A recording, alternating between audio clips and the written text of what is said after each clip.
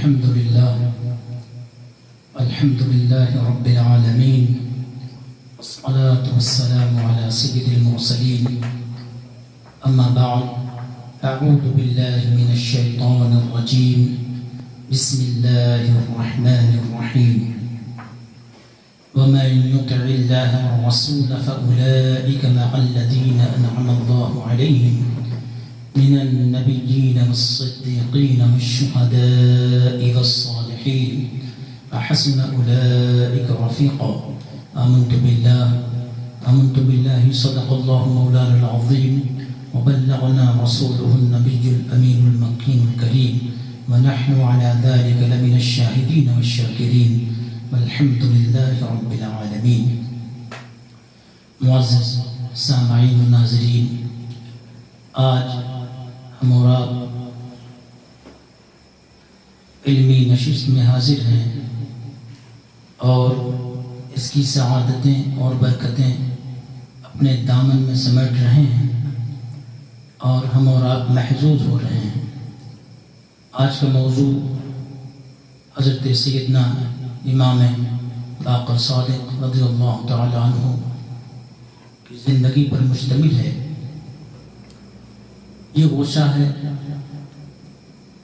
جو ہم اور آپ اس کے لیے حاضر ہیں، اور انشاءاللہ تعالی ہم حضرت کے فیوض و برکات حاصل کریں گے اور آپ کے علمی کمالات، عبادات و ریاضات سے ہم اور آپ مستفیض ہوں گے، اور انشاءاللہ کوشش کریں گے کہ آپ کی خدمات اور آپ کی برکات ہمیں اور آپ کو حاصل ہوں، اور ہم نئی نسلوں میں اور اپنی جماعتوں میں حضرت کا اسوہ نور اپنائیں۔ اللہ تعالیٰ نے مقدس اور برگزیدہ بندوں کو پیدا فرمایا، اور بالخصوص حضور اکرم صلی اللہ تعالیٰ علیہ وسلم کے خاندان میں ایسے ایسے مرد مجاہد پیدا ہوئے، ایسے ایسے بندے پیدا ہوئے کہ یقیناً ہمارے اور آپ کے لیے مشعل راہ ہیں۔ وہ ہر دور کے لیے مشعل راہ ہیں، کسی اور دور کے لیے نہیں، کسی ایک دور کے لیے نہیں، کسی ایک زمانے کے لیے نہیں، بلکہ جب تک نسلیں قائم رہیں گی ہم اور آپ ان کے اسوہ نور پر عمل کریں گے اور اپنی زندگی میں نور پیدا کریں گے۔ حضرت سیدنا امام محمد باقر رضی اللہ تعالی عنہ، آپ کی ولادت سن 56 ہجری میں ہوئی اور 114 ہجری میں آپ کا وصال با کمال ہوا۔ آپ ایسے خوش نصیب ہیں کہ جو حضرت ام المومنین حضرت عائشہ صدیقہ رضی اللہ تعالی عنہ اور حضرت ابو ہریرہ رضی اللہ تعالی عنہ کی حیات مبارکہ میں پیدا ہوئے۔ آپ کی روایات سنن نسائی، سنن ابی داؤد میں موجود ہے۔ آپ امام اعظم ابو حنیفہ رضی اللہ تعالی عنہ کے شیوخ میں ہیں۔ علمی کمالات، عبادات و ریاضات میں آپ یکتائے روزگار تھے۔ آپ کی فضیلت یوں ہے کہ آپ نے قرآن مجید سے بالخصوص اپنا شغف رکھا، اور قرآن مجید کی تلاوت میں آپ ہمیشہ اپنے وقت کو صرف کرتے تھے، اور یہ ایسے خوش نصیب ہیں جن کے بارے میں روایت آتی ہے۔ حضرت ابو زبیر رضی اللہ تعالی عنہ ارشاد فرماتے ہیں کہ ہم حضور اکرم صلی اللہ تعالی علیہ وسلم کی محفل میں بیٹھے ہوئے تھے، اتنے میں دیکھتے ہیں کہ حضرت امام حسین رضی اللہ تعالی عنہ حاضر ہوتے ہیں۔ آپ صلی اللہ علیہ وسلم اپنے پہلو مبارک میں ان کو بٹھاتے ہیں، اور بٹھانے کے بعد عرض کرتے ہیں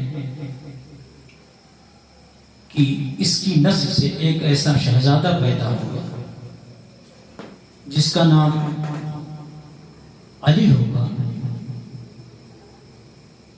یہ ایسا شہزادہ ہے کہ قیامت کے دن عرش پہ ندا آئے گی کہ اے سید العابدین کھڑے ہو جاؤ۔ حضرت سید العابدین کھڑے ہوں گے، پھر آپ نے ارشاد فرمایا کہ انہی کی نسل میں ایک شہزادہ پیدا ہوگا، ایسا شہزادہ ہوگا کہ دنیا اس سے مستفیض ہوگی، دنیا اس سے فیوز و برکات حاصل کرے گی۔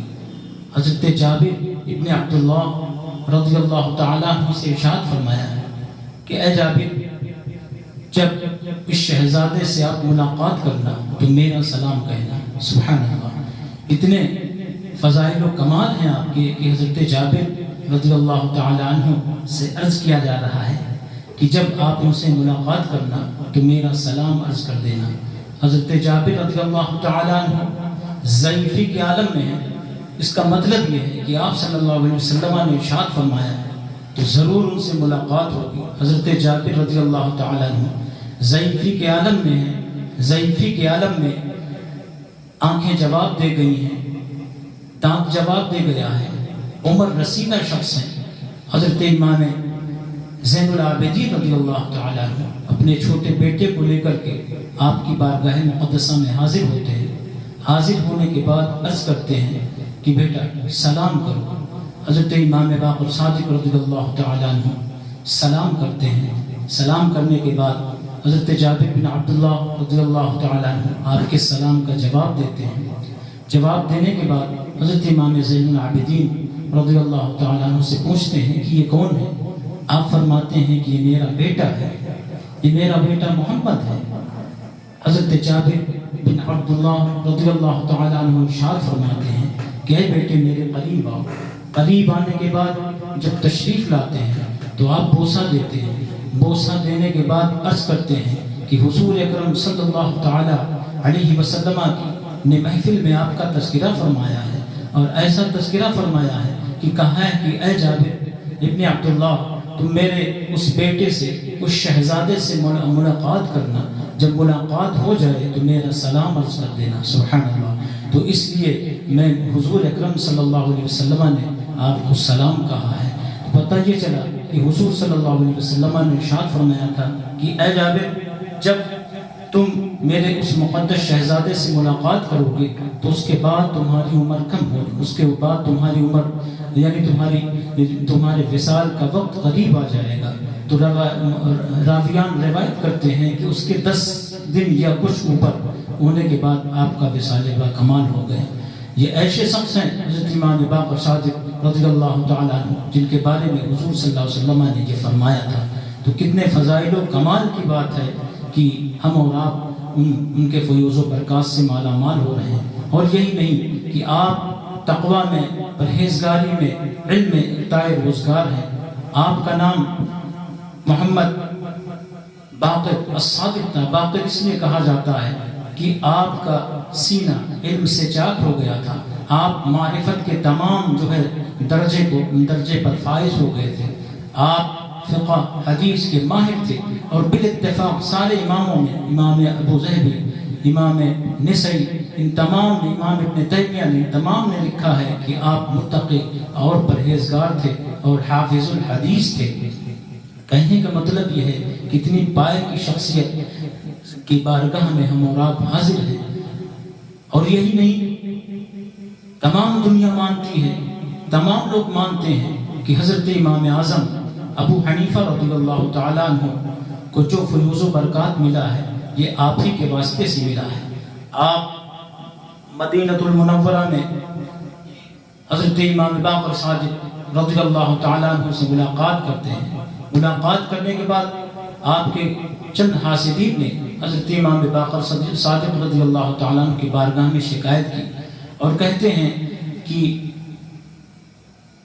امام ابو حنیفہ آپ کے نانا کے دین میں اور احادیث میں ترمیم کر رہے ہیں اور اپنے قیاس کے مطابق اس کا جواب دیتے ہیں۔ حضرت امام باقر صادق رضی اللہ تعالیٰ عنہ سے ملاقات جب ہوتی ہے، ہونے کے بعد یہ راوی بیان کرتے ہیں کہ حضرت امام اعظم ابو حنیفہ رحمۃ اللہ علیہ پر الزام رکھا گیا ہے۔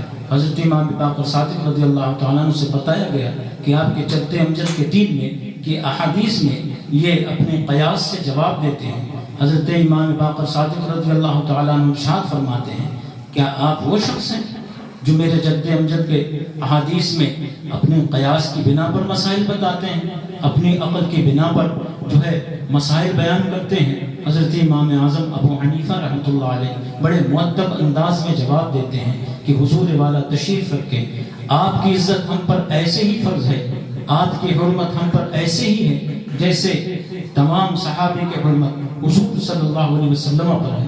آپ مؤدب انداز میں بیٹھتے ہیں اور حضرت کو سامنے بیٹھاتے ہیں، بیٹھانے کے بعد آپ عرض کرتے ہیں، حضور والا کی بارگاہ میں بڑی مشہور یہ روایت ہے، بیان کی جاتی ہے کہ حضور والا کی بارگاہ میں ایک سوال عرض ہے، آپ نے فرمایا کہ کہو، حضرت امام اعظم ابو حنیفہ رحمۃ اللہ علیہ کے بارے میں جو یہ کہا گیا تھا کہ احادیث میں اپنے قیاس کا استعمال کرتے ہیں، آپ فرماتے ہیں کہ حضور یہ فرمائے کہ میرے سوال کا جواب دیں کہ عورت ضعیف ہے یا مرد؟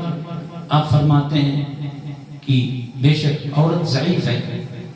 تو آپ نے ارشاد فرمایا کہ مرد کا کتنا حصہ ہونا چاہیے اور عورت کا کتنا حصہ ہونا چاہیے؟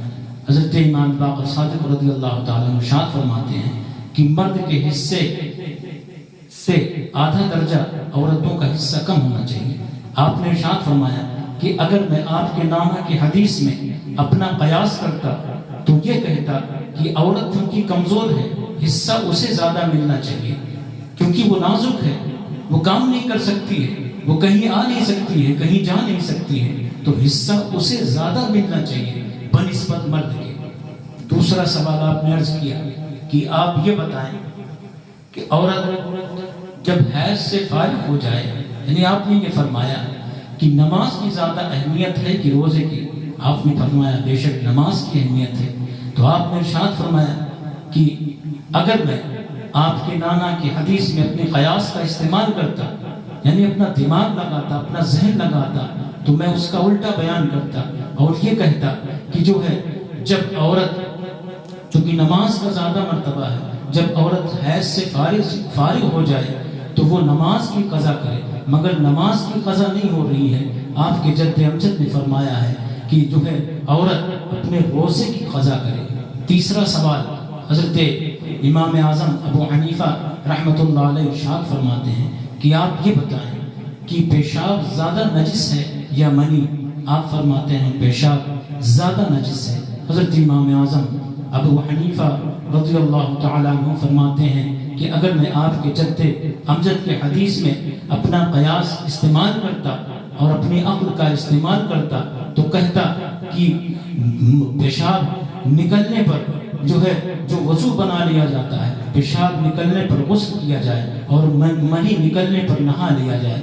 تو امام محمد باقر رضی اللہ تعالیٰ عنہ خوش ہو جاتے ہیں اور خوش ہو کر کے حضرت امام اعظم ابو حنیفہ کے بغل گیر ہوتے ہیں، آپ اپنے گلے سے لگاتے ہیں، گلے سے لگانے کے بعد آپ کی پیشانی کا بوسہ دیتے ہیں۔ میں کہنا یہ چاہتا ہوں کہ آپ کے فضائل و کمال اتنے ہیں، حضرت امام اعظم کے لیے دعائیں کرتے ہیں اور ان دعاؤں کا نتیجہ پوری دنیا نے دیکھا کہ حضرت امام اعظم ابو حنیفہ پوری دنیا کے امام بن کر کے چمکے، پوری دنیا نے ان کے علم کا لوہا مانا، ان کے تقوی کا لوہا مانا، ان کے جو ہے فضائل و کمال کا لوہا مانا۔ اور حضرت تمام جو ہے راویان بیان کرتے ہیں کہ حضرت امام اعظم کئی بار حاضر ہوئے، ایک بار مکۃ المکرمہ میں حاضر ہوئے، حاضر ہونے کے بعد سلام عرض کرتے ہیں، حضرت امام باقر صادق رضی اللہ تعالیٰ عنہ اس کچھ مسائل پوچھتے ہیں، سوال و جواب ہوتا ہے اور حضرت امام اعظم ابو حنیفہ رحمۃ اللہ علیہ کو سوال کرتے ہیں، حضرت امام محمد باقر الصادق رضی اللہ تعالیٰ عنہ جواب دیتے ہیں۔ جواب دینے کے بعد جب رخصت ہو جاتے ہیں تو آپ حضرت امام باقر صادق رضی اللہ تعالیٰ عنہ کی زبان حال سے نکلتا ہے، یہ ایسا شخص ہے کہ ایک دن میرے جد امجد کی مٹی ہوئی سنت کو زندہ کرے گا۔ یہ ایسا شخص ہے کہ جب لوگ علمی وجہ سے پریشان ہوں گے، جب اس کے پاس حاضر ہو جائیں گے تو ان کی پریشانیوں کو دور کر دے گا۔ یہ وہ شخص ہے جس کے پاس کوئی محروم آئے گا، جس کے پاس کوئی پریشان حال آئے گا تو یہ شخص اس کی جھولی کو بھرتا ہوا نظر آئے گا، کبھی خالی واپس نہ کرے گا۔ یہ وہ شخص ہے جو طریقت کا امام ہوگا، شریعت کا امام ہوگا. اور پھر دنیا نے دیکھا امام اعظم ابو حنیفہ رحمۃ اللہ علیہ کے علمی کمالات سے تمام دنیا فیوز و برکات حاصل کر رہی ہے. ہم اور آپ خوش نصیب ہیں کہ ایسے جو ہے مخلص اور ایسے عابد اور ایسے مرد مجاہد کا تذکرہ سن رہے ہیں اور ان کے فیوز و برکات سے مالا مال ہو رہے ہیں. حضرات گرامی، بہت سارے واقعات آپ کی زندگی میں صادر ہوئے، مگر ہمارے لیے مشعل راہ ہیں. یہ چند باتیں آپ حضرات کے گوش گزار کی گئی. مولا تعالیٰ ہمیں اور آپ کو جو ہے ان کے فیوز و برکات سے مالا مال فرمائے. اعلیٰ حضرت عظیم البرکت کا بڑا پیارا شعر ہے کہ تیری نسل پاک میں ہے بچہ بچہ نور کا، تو ہے عین نور، تیرا سب گھرانہ نور کا. آپ جو ہے کثیر الحدیث کے حافظ تھے اور جو ہے حضرت امام اعظم ابو حنیفہ رحمۃ اللہ علیہ ارشاد فرماتے ہیں کہ میں نے 4000 اساتذہ سے شرف تلمذ حاصل کیا، مگر جب میں امام محمد باقر الصادق رضی اللہ تعالیٰ عنہ کے علمی کمال کو سنتا تو دنگ رہ جاتا. مولا کریم ہم سب کو ان کے اسوہ نور پر عمل کرنے کی توفیق عطا فرمائے اور ان کے فیوز و برکات سے مالا مال فرمائے اور ایسے مرد مجاہد سے سچی محبت عطا فرمائے. وآخر دعوانا الحمد للہ رب العالمین. السلام